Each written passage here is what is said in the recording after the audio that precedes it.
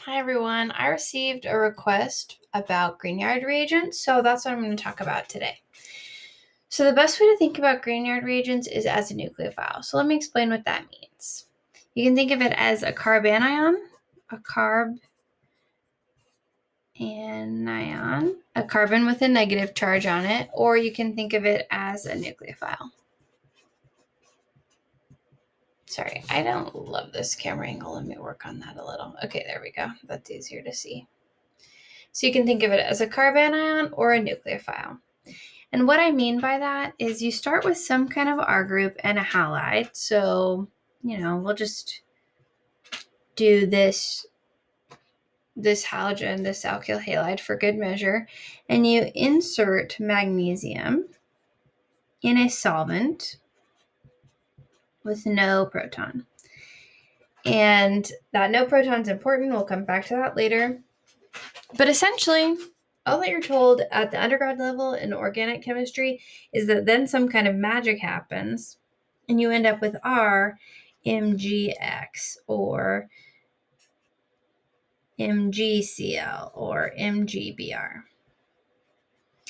And I think some students want to know what happens here.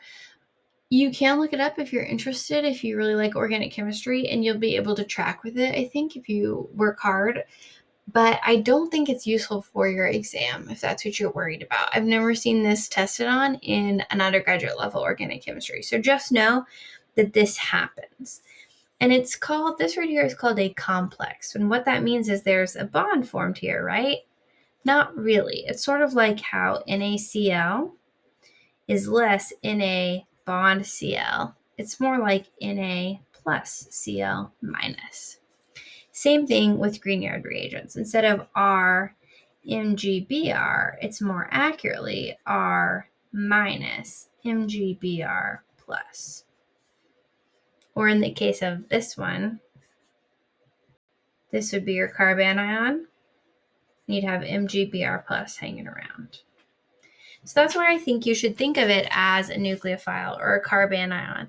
It's something that attacks, and it's very reactive. Carbon doesn't like to have a lone pair on it. Carbon doesn't want to be negative. So it's going to react really quickly. It's going to react with anything that has a proton available. So if you have, for example, H3O+, this is going to attack one of those H's and give you H2O, and this is an implied hydrogen, but this is propane. It's going to do that really quickly. And that's why up here we needed a solvent with no proton, because if you form this and there's water or an acid or something in the solution, it'll very quickly react. And it reacts with anything that has a pKa of 25 or lower. So more acidic than this hydrogen right here. That has a pKa of 25. Anything that's as acidic as or more acidic than this one. So it is acidic as an alkyne proton or more acidic than that. So that includes water, alcohols, all kinds of things. pKa smaller than 25, more acidic than 25. That's going to react with your Grignard reagent. So that's the basics. But you see Grignards most often in undergraduate organic chemistry in probably 3 ways. One is a Grignard reagent. Let's do this one. Plus Mg, and usually it's like an ether of some kind. That's a solvent with no proton. Really, it's nothing available for hydrogen bonding is kind of how I think of it, but just think of no available proton. So then you'll get your Grignard reagent. And as soon as I get my Grignard reagent, instead of drawing it out like this, because that extra bond right there confuses me, I just draw my lone pair. So this is what we have now. This is our nucleophile. And then they'll react it with something like this. Don't forget, you also have the MgBr plus hanging around. So you'll get a Grignard reagent with an alcohol, and you're basically just supposed to know, I just drew a benzene. that this is going to add a proton right here where the carbanion was. It's an implied hydrogen, so we don't draw it out all the time. Plus an O minus on the alcohol with an MgBr plus hanging around. So basically you just move where the proton is. So that's a reaction of the Grignard with an alcohol. And so the arrows on that is it takes this proton, that bond breaks to add a lone pair, and that's why you have 3 lone pairs around here, and this hydrogen forms a bond there. Okay, so that's the reaction of a Grignard with an alcohol. The next one is going to be a Grignard with an epoxide. So Grignard with an epoxide. So what Grignard do we want to do? Let's do this one. So if we start with this, that's 1, 2, 3 carbons and a bromine. And we add it to magnesium in some kind of solvent that doesn't have any proton, then you're going to end up with your carbanion, which is basically equivalent to minus an MgBr plus. And then now say you mix that with,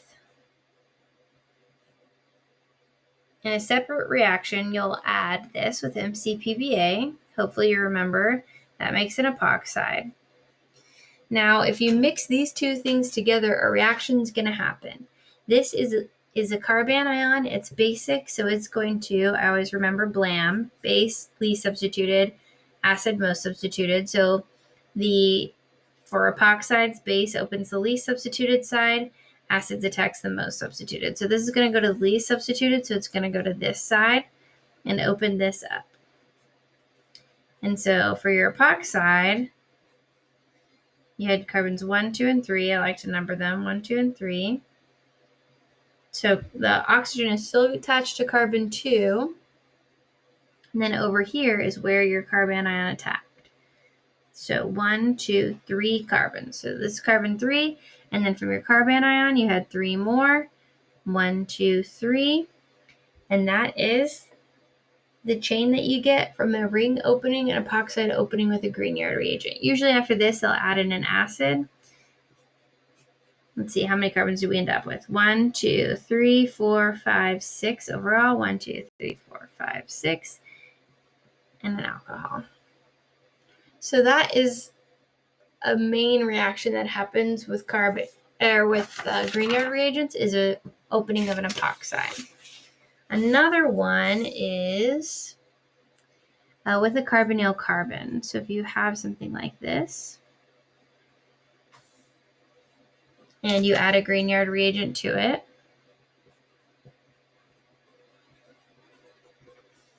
these are going to react together because there's a partial positive right here at the carbonyl carbon. So this is going to come up and kick that up, and you'll end up with an O minus. And if you haven't covered this part yet in class, I think this might come a little bit later. That's okay. Just know that this is a nucleophile, and so it's going to attack at the partial positive right here. And then people usually add this in acid to make an alcohol. Every once in a while, you'll see a Grignard problem where maybe it's something like this. You have a carbonyl carbon and an alcohol, and you're expected to know that if you have one equivalent of your Grignard, I don't know why, I just feel like making this one. All that's going to happen is you'll deprotonate the alcohol, because that's the first thing that happens. The acid-base reaction happens first, the first reaction that we talked about. So you'd end up with this plus MgBr plus hanging around and cyclohexane. But if you have 2 equivalents,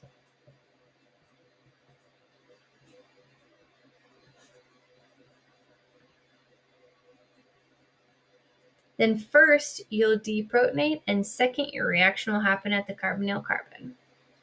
So that's a very, very quick overview on Grignard reagents. I hope that was helpful to you, and good luck studying for your exam.